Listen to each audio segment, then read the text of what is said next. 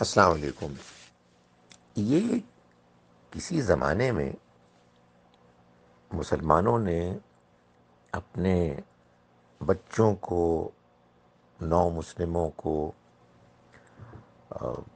دین کے بارے میں جو موٹی موٹی تعلیمات ہیں، خاص طور پر عقائد سے متعلق، ان کا ایک خلاصہ کر کے بیان کر دیا ہے۔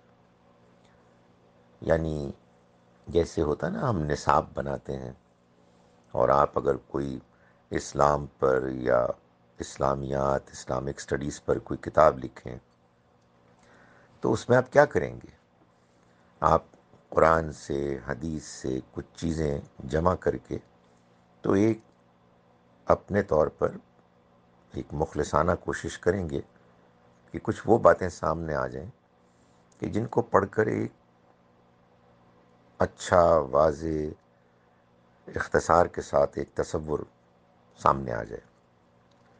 یہ کوشش کسی زمانے میں بعض علماء نے کی، اور وہ انہوں نے لوگوں میں رائج کر دی۔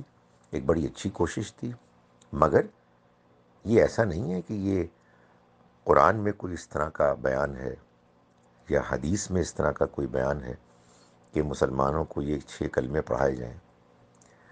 ان 6 کلموں میں جو کچھ بھی بیان ہوا ہے وہ قرآن اور حدیث ہی سے ہے، لیکن یہ ایک انسانی کوشش ہے کہ جس میں قرآن و حدیث میں بیان کی گئی تعلیمات کو اکٹھا کر دیا گیا ہے، لوگوں کو دین کو ذرا ایک اختصار کے ساتھ ایک جگہ جمع کر کے ان کو سمجھانے کے لیے۔ چنانچہ بس ان کی یہی حیثیت ہے، یہ ایک سجیشن ہے، اور اس سے زیادہ کچھ بھی نہیں۔